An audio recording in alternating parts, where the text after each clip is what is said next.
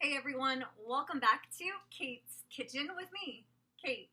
Today we'll be making oven-baked crispy chicken thighs. It's a mouthful.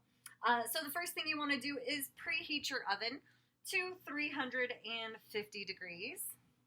And then I've already got my chicken out and I have rinsed it off. I like to line a cookie sheet with foil, so that's what I've done. I did add half a stick of butter, and what I'm going to do now is, as that oven is preheating, I'm going to stick this in the oven so that we can get that butter to melt a little bit more. And I'm doing that because I really want to coat these chicken thighs in butter. I think that's going to help contribute to how crispy they are. Also with this meal, I was going to make rice using the drippings from the chicken to help flavor the rice. However, I think instead I'm going to make homemade mashed potatoes, of course, and homemade chicken gravy to go with those potatoes. Now, cooking the chicken this way in the oven, when I do it, it takes a long time. And I'm talking like hours. So given that I'm so good about timing everything and everything else, which I'm not really, we're going to kind of see just how long it takes today. And I do feel that every time I cook something, I do it differently. So with me, there really is not that much consistency to an extent. I mean, there could be if I just kept track of what I did each time, but I like to kind of mix it up. So anyway, let's check on the butter. And that looks pretty good. And so what I'm going to do is just kind of get that melted on there. And I'm going to just use my hands. I'm going to also open the seasonings, but okay, so with clean hands, I'm taking the chicken, and on the thighs, you usually have this part that's tucked under like that. I like to get that out, and then just coat those thighs in the butter.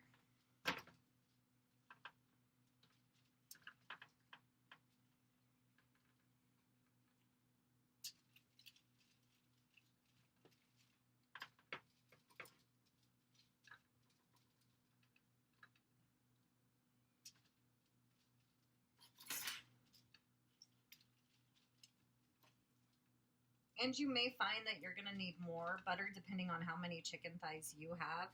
I did do a large pack of chicken thighs. So what you see here is going to be, looks like 3, 4, 5, 6, 7, 8 chicken thighs that I'm cooking.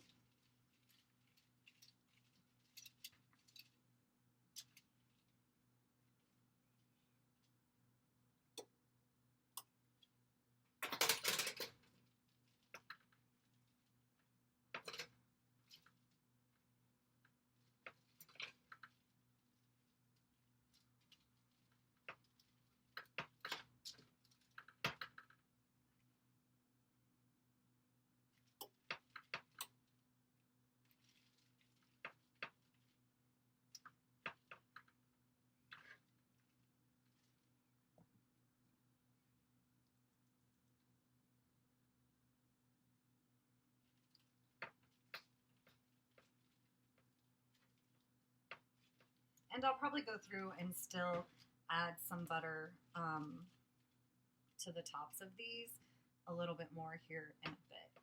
So they're coated in butter at this point, as are my hands. And I'm going to wash my hands.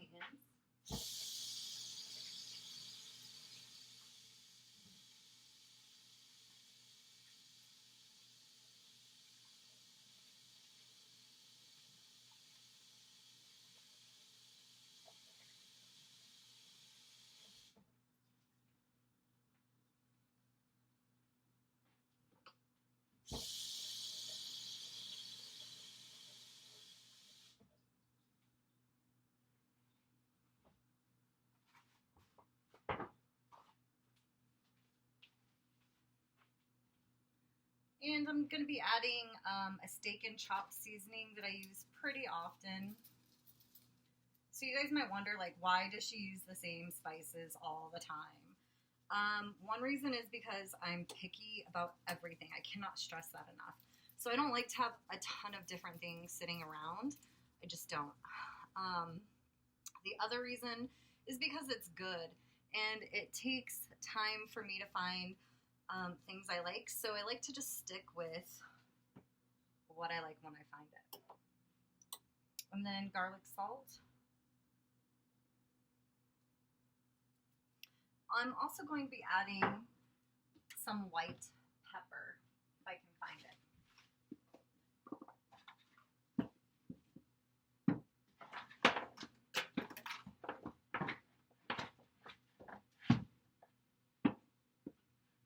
Which I can't, and I'm not that patient right now, so this will do. Now I am going to flip these over and season the underneath part of them.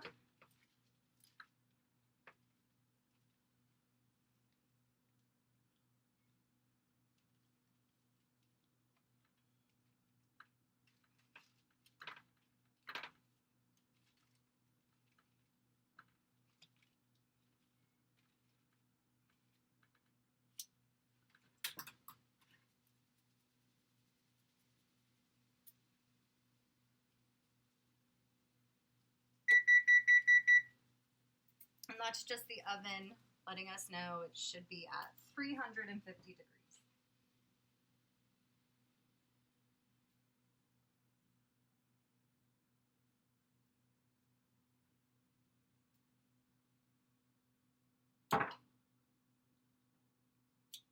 And then I'm just going to be flipping these back over.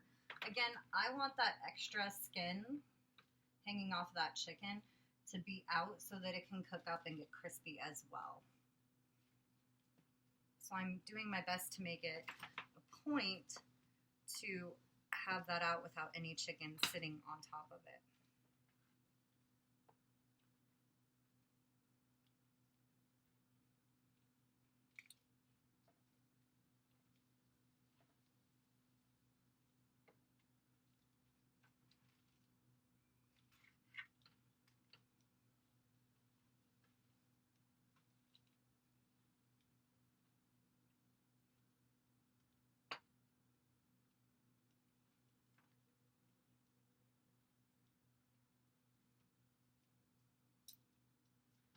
And I was going to add more butter, however, what butter I have here, I'm going to just kind of add right back on top of the chicken.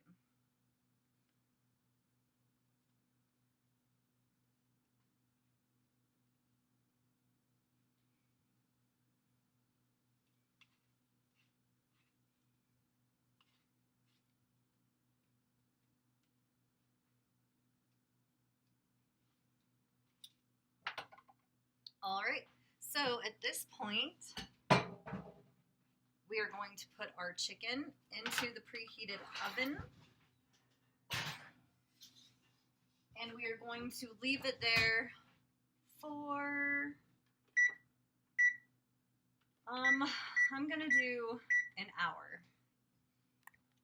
And then I will check back in with you. I swear at some points when I have made this, it has felt like it's taken up to 4 hours to make this chicken. So this will be interesting to see just how long it really does take. All right, so checking back in here in just about an hour. All right, everyone, it has almost been an hour. That timer should be going off here momentarily.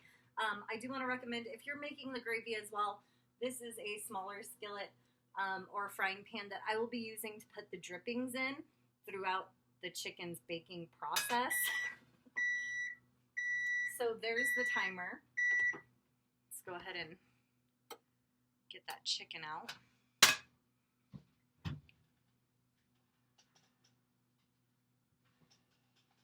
It smells so good.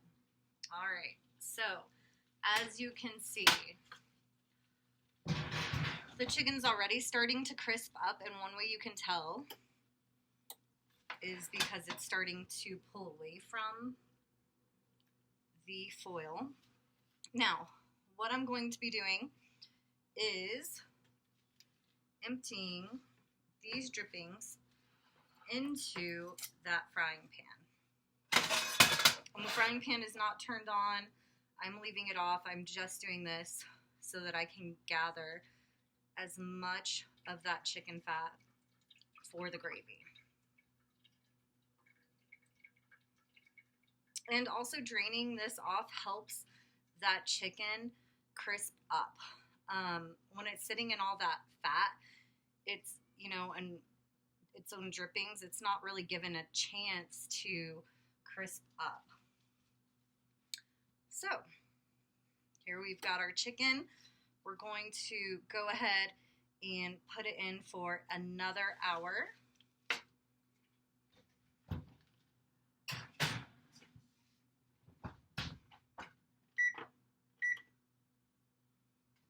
And then here we have our chicken drippings, which this burner is not turned on. We're going to just let this set. If you have a lid, you can go ahead and cover it with a lid, which I think is probably the best bet, until we're ready to use that. And maybe within the next hour, once this chicken is baked for another hour, basically, I am going to probably at that point start preparing the potatoes. So just kind of a heads up what's going to be happening in the next little bit of this video. So I'll see you back here in an hour.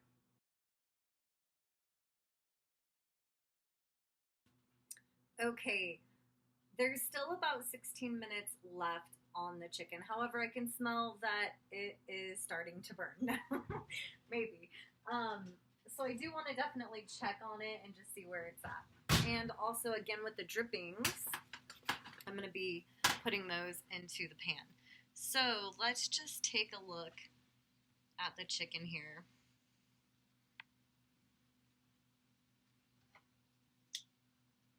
And one thing I really like to check is the bottom, because I really like when the brown, when the meat here really starts to get brown.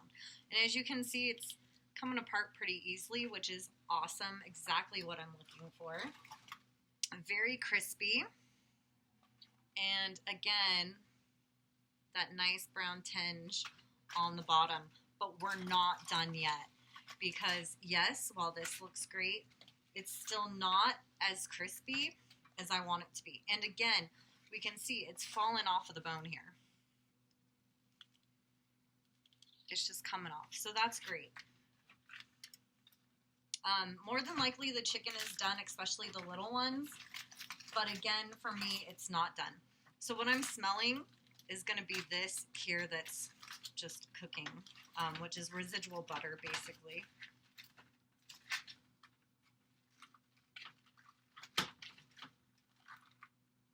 All right, so they all look really good. And I'm just picking each one up so I can check that underneath side.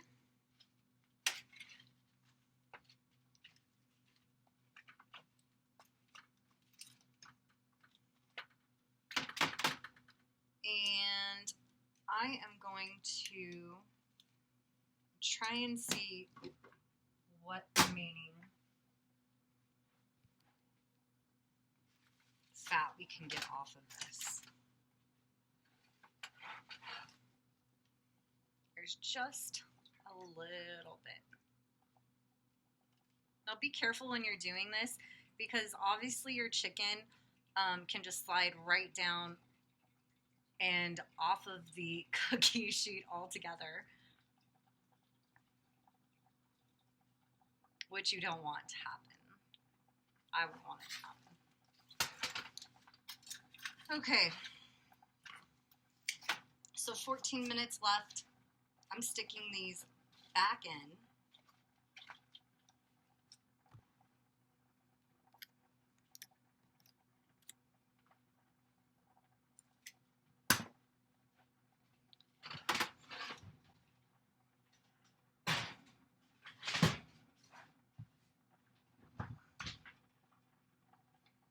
And I did go ahead and start my potatoes for mashed potatoes.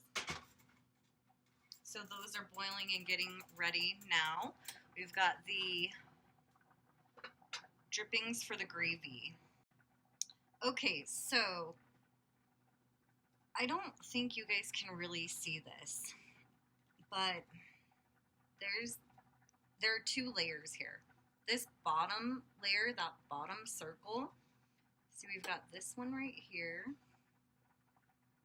but then there's that one down there.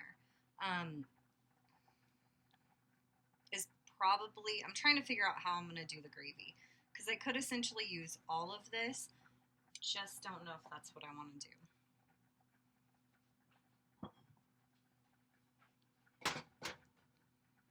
So I'm just kind of playing here.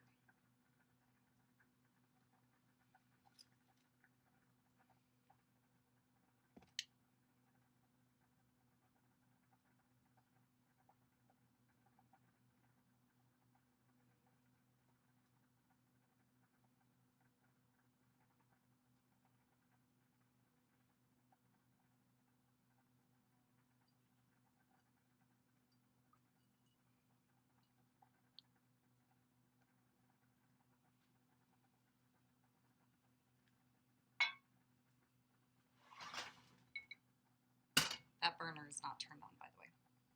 So I'm really trying to figure out what I want to use for the gravy. And really, it's not this, like, confusing.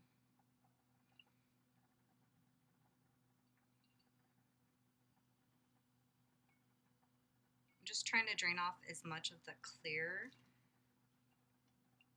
fat and keep the yellow drippings.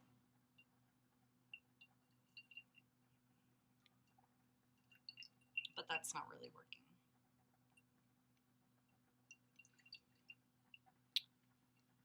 So, okay.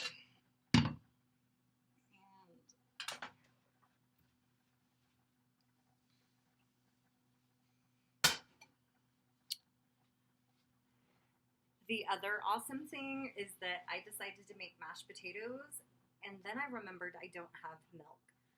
So I'm going to probably use half and half. You can definitely do that. I just don't normally care to, but that's what's going to happen today at this point. But let's get back to this gravy. We've got 9 minutes before the chicken is done, but we'll see if it's done. All right, now for gravy. You want to use a fork or a spatula, a slotted spatula.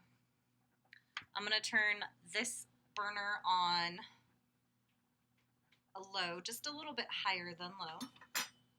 I'm going to get some flour.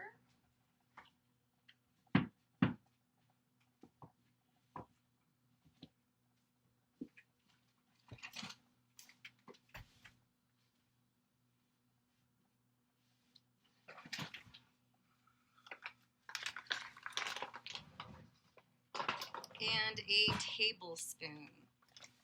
I'm going to fill this tablespoon up with flour, but probably not going to use it all. And I'm going to just sprinkle sparingly, not a whole bunch, and you don't want to do it all in one spot. You want it spread out, some flour in there.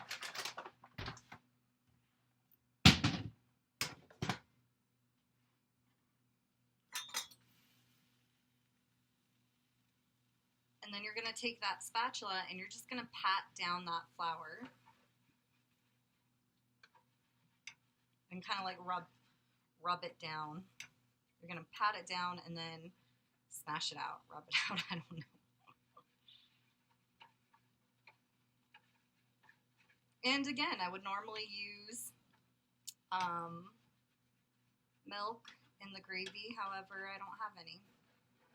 So probably half and half.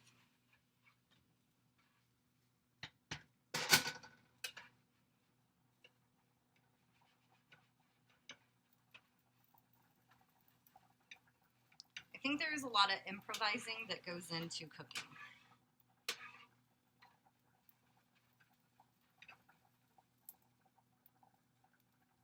Especially when you don't check for ingredients prior to making things.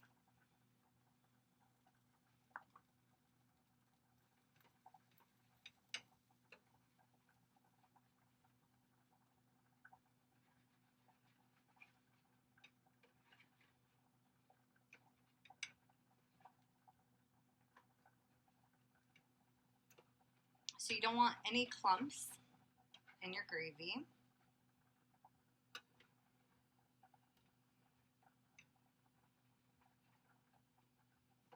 And you want to get it to where it's simmering.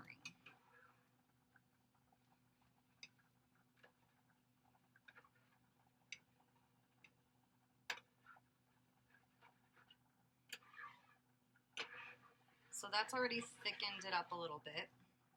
I'm going to add some half and half.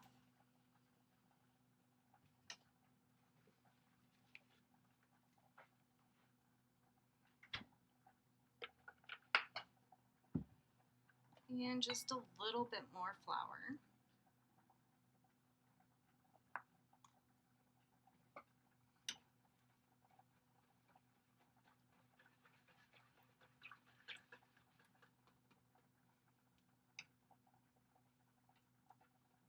And again, this is a very repetitive thing that you're going to be doing. Pushing down and stirring, basically. Pushing down and stirring. I may want to add, that depending on how expensive your pans were and the kind of spatula that you're using, those are all things you may want to take into account, because you may not want to scratch a really good pan using a fork when you're doing this. I just don't really care what... I'm going to use my pots and pans the way they're going to be used, basically. So, all right. So as you can see, that gravy is really thickened up. It looks really good. If I had more milk, or milk in general, I would add it. I just don't want to add a whole bunch of half and half.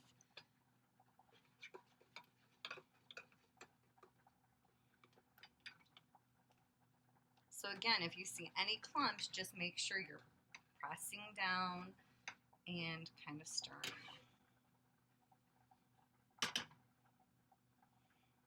And I do have all of this left over.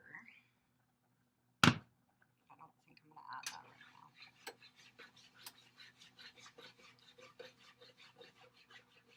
All right, I'm going to just let that sit and simmer.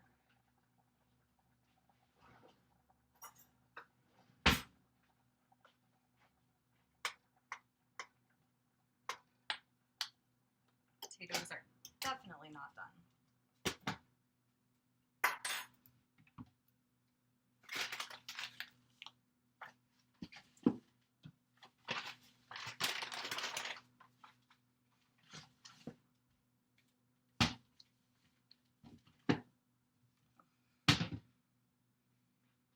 All right, you see how it's starting to bubble up there? That is really good.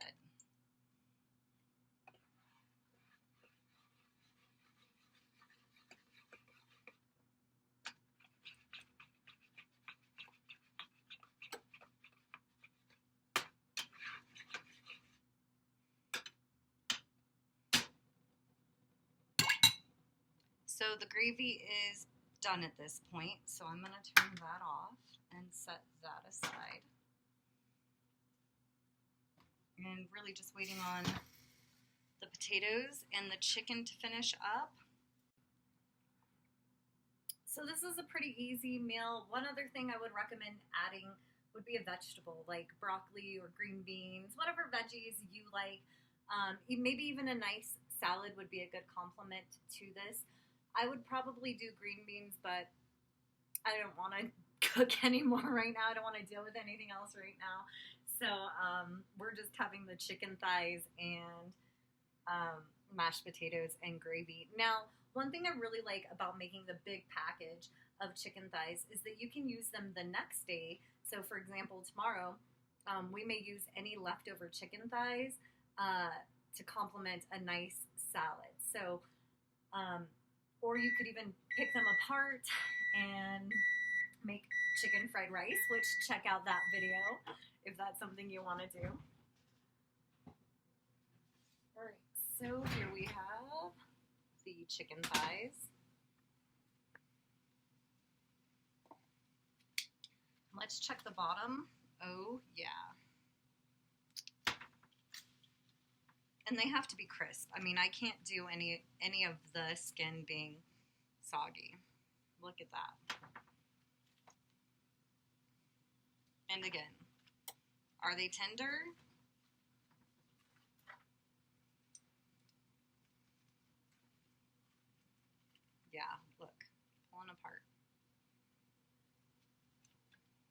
and crisp. That is my biggest thing. They have to be crisp. Oh, look at that one, just came all apart.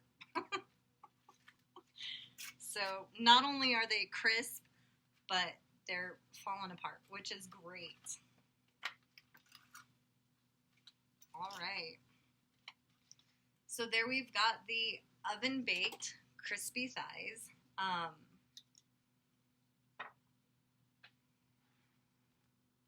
Pretty simple, in my opinion. 2 hours is what it seems to have taken to have gotten them crispy like that, but still maintain that moisture within the meat as well. So, all right, if you've enjoyed this video, hit the thumbs up button for me. I